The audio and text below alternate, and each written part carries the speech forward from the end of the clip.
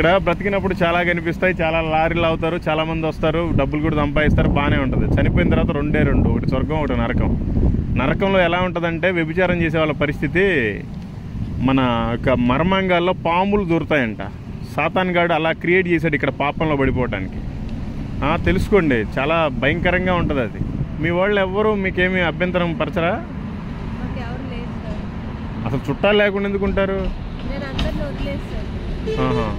అంటే మీరు ఎక్కడి నుంచి వచ్చారు ఇక్కడికి? మీరు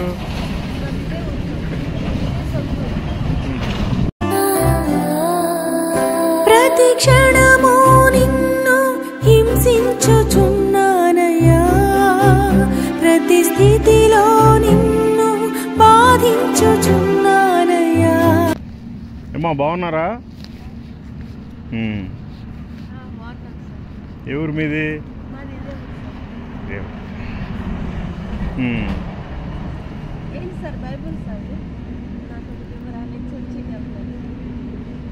మీకు ఇవ్వటానికైనా తీసుకొచ్చానులే, కానీ చర్చికి వెళ్తావా? మరి తప్పు కదా?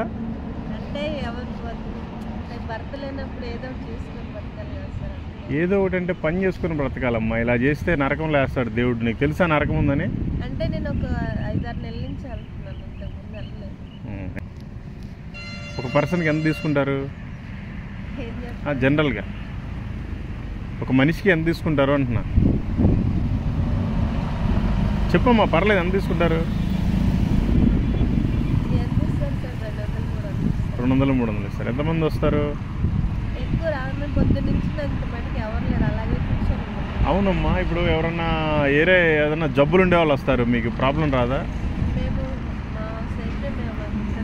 ఎంత సేఫ్టీ ఉన్నా ఈ లోకం శాశ్వతం కాదు, ఏ రోజు చనిపోతామో తెలియదు. దేవుడు పాపులకు ప్రేమించడానికే వచ్చాడు. తెలుసుకోండి మీరు కూడా.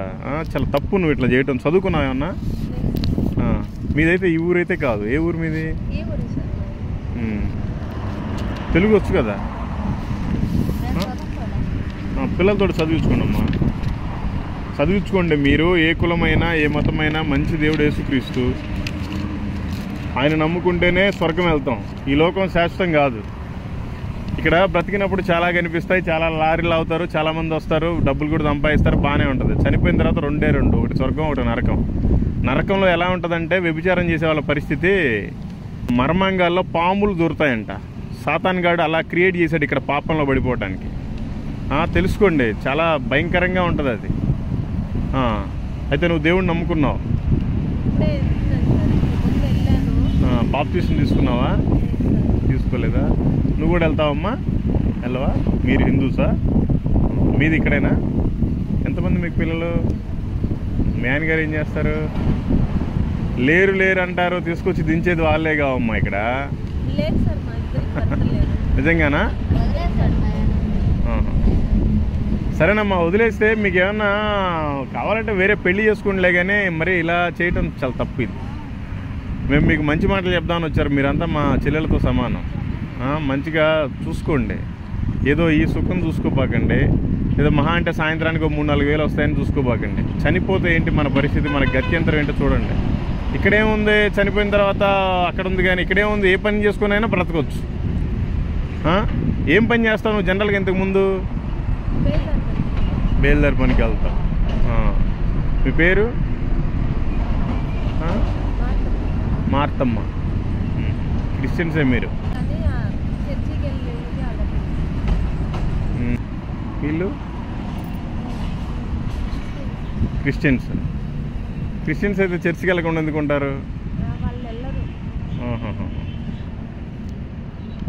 సరేనమ్మా, ఈ లోకం శాశ్వతం కదా, మారండి. మీకు మంచిగా బైబిల్ కూడా ఇద్దామని ఆగాము. ఇదిగో చదువుకోండి, బాగుంటుంది. నీకు ఈ లోకానికి సంబంధించింది, పరలోకానికి సంబంధించింది దీంట్లోనే ఉంది. సరేనా? నువ్వు ఇప్పుడు ఈ బ్రతికేది చాలా వ్యర్థమైంది. అది చనిపోతే చాలా పెద్ద శ్రమ ఉంటుంది. అందరూ అనుకుంటారా చనిపోయిన తర్వాత ఎవరున్నారులే, ఎవరు చూస్తారులే అని. ఒక్కసారి ఏదైనా వంట చేసేటప్పుడు కాలితేనే నీకు చాలా నొప్పిగా ఉంటుంది. అట్లాంటిది నరకం లేసి కాలుస్తారంటారు. అక్కడ ఇంక చావు ఉండదు, ఆ అగ్నికి ఆర్పటం ఉండదు, అగ్ని ఆరదు, పురుగు చావదు. మీరు ఏదైనా మానేయచ్చు కదా. మీకు ఏమైనా కావాలంటే నేను ఏదైనా చిన్న వ్యాపారం పెట్టిస్తాను, ఏదైనా చిన్న షాపు, మిషన్ కుట్టుకోవటమో, కూల్ డ్రింక్ షాప్ అట్లాంటివి మానేస్తావా? మీ వాళ్ళు ఎవ్వరు మీకేమీ అభ్యంతరం పరచరా? మాకు ఎవరు లేదు సార్. అసలు చుట్టాలు లేకుండా ఎందుకు ఉంటారు? నేను అందరిని వదిలేస్తాను. ఆహా. అంటే మీరు ఎక్కడి నుంచి వచ్చారు ఇక్కడికి? మీరు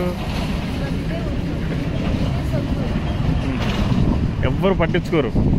నేనే వెళ్ళను వాళ్ళకి. మీకు ఇక్కడ పోలీసులతో ఏం ప్రాబ్లం ఉండదా? వాళ్ళు వచ్చినప్పుడు మేము వెళ్ళిపోతాం కదా. సరేనమ్మా, ఏంటి మీకు అని అర్థమవుతుంది నేను చెప్పేది. మీకోసమే మాట్లాడుతున్నాం. మరి నువ్వే ఇంత మౌనంగా ఉంటున్నావు. ఇది శాశ్వతం కాదమ్మా, ఎవరికి చనిపోతారు అనవసరంగా. చాలా కుటుంబాలు అన్నీ ఎయిడ్స్ వచ్చి చచ్చిపోతున్నారు. ఆ రోగాలు రాకుండా ఉన్నప్పుడే చూసుకోవచ్చు కదా. ఏదో పని చేసుకుని బ్రతకొచ్చు కదా. హోటల్లో పనో, ఇళ్ళల్లో పనో, మిషన్ కుట్టేదో ఏదో ఒకటి చేసుకుంటే నెలకు 10,000 వస్తాయి కదా.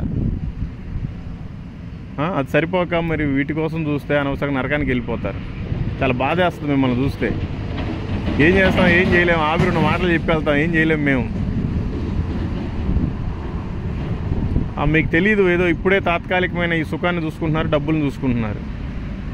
ఇప్పుడు మేము కారులో వెళ్తున్నాం, ముందు దగ్గర వెళ్ళేదా గ్యారంటీ లేదు. ఏదైనా యాక్సిడెంట్ అయితే చచ్చిపోతే మాకు గ్యారంటీ ఉంది. మేము ప్రభువుని నమ్ముకున్నాం, బాప్తీసం తీసుకున్నాం, ఆయన సాక్షిగా ఉంటున్నాం. మనం చనిపోతే కూడా పరలోకానికి వెళ్ళిపోతాం. అదే ప్రభువుని నమ్ముకోకుండా చనిపోతే చాలా కష్టం. మారండి. యేసు ప్రభు వచ్చింది మనలాంటి వాళ్ళ కోసమే, అందరూ మంచిగా ఉండే వాళ్ళ కోసం కాదు. ప్రతి పాపిని ప్రేమిస్తున్నాడు. ఎంత మంచి దేవుడు ఆయన మన కోసం ప్రాణం పెట్టాడు అమ్మా. మనం చేసిన పాపాల నిమిత్తం ఆయన ప్రాణం పెట్టాడు సిలువలో. కానీ ఇంకా మనం చేసే పాపాల నిమిత్తం ప్రతిరోజు ఆయనకే సిలువ వేస్తున్నాం. ఇది కరెక్ట్ కాదు. మారొచ్చు కదా. మారతారా? ఇవాళ నుంచి మీకు ఏమైనా వ్యాపారం పెట్టిస్తాం. మారతారా? పండి వెళ్ళిపోతాం. పండి మీ ఇంటికి. మీ ఇల్లు ఎక్కడ చూపించండి. వచ్చి ప్రార్థన చేసి మీకు అన్ని సెట్ చేసి వస్తాను రండి. మీకు ఇంట్లో తినడానికి ఉండడానికి కానీ సరుకులు బియ్యం అన్నీ వేసి వస్తాను రండి. తప్పమ్మా, ఇలా చేయకూడదు. ఏ రాష్ట్రం వాడు వస్తాడో తెలియదు. లారీలో అంటే ఒకరిద్దరు కాదు కదా. ఎవరు వస్తారో తెలియదు.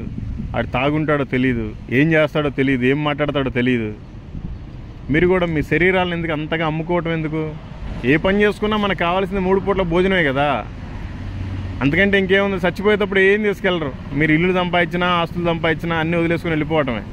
మరి ఏముంది ఈ లోకంలో? ఇది ఒకదించుకొని వెళ్ళిపోవాలి. దీనికోసం ఏదో పని చేసుకొని బ్రతకొచ్చు కదా. ఇదే పని చేయాలని ఏముంది? ఏమ్మా అసలు ఏంటి? నువ్వైతే ఏం పట్టనట్టుగా ఉంటావు. ఏమ్మా తల్లి, అసలు నీకేం చెప్పట్లేదు, చెప్పేది వినిపించట్లేదు కదా నీకు. ఒకరోజు నరకంలో పడేసిన తర్వాత అడుగుతాడు, ప్రభా నాకు తెలియదయా, నేను నరకానికి వచ్చాను, నన్ను తీసేయమంటే నీకు పలానా వాళ్ళని ఇద్దరిని పంపించాను, నువ్వు వినలేదని చెప్తాడు ఆ రోజు సాక్ష్యం. అది దయచేసి వినండి. ఈ లోకం శాశ్వతం కాదు. ఏ రోజు చనిపోతామో తెలియదు. మీరు బ్రతకడానికి ఏదో పని చేసుకుని బ్రతకొచ్చు. ఇదే ఎందుకు చేస్తున్నారు? ఏమో మానేస్తావా? నీకు ఏమైనా వ్యాపారం పెట్టిస్తాను.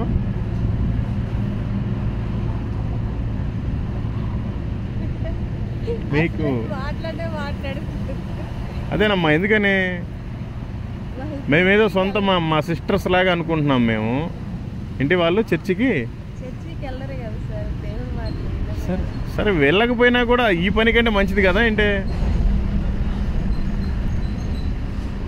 తెలుసుకోండి, బాగుంటుంది. లేకపోతే నరకం లేసి కాలుస్తాడు. ఓకేనా? నువ్వైతే మాత్రం నిన్ను మాత్రం దేవుడు క్షమించడు. ఎందుకంటే నువ్వు ఆల్రెడీ దేవుడు అంటే తెలుసు నీకు. నీకు దెయ్యం అంటే ఏంటో తెలుసు, దేవుడు అంటే ఏంటో తెలుసు. అయినా నువ్వు చేస్తున్నావు. ఇంకా మారు. చాలా సింపుల్గా తీసుకోబాకు. నవ్వటం అట్లా సింపుల్గా తీసుకోబాకు. నరకంలో కాలేటప్పుడు ఉంటుంది నీకు. దేవుడు నిన్ను, నీ కుటుంబాన్ని రక్షించును గాక, నీకు మారు మనసు దయచేయును గాక. సరేనా? ప్రతి స్థితిలో నిన్ను బాధించుచున్న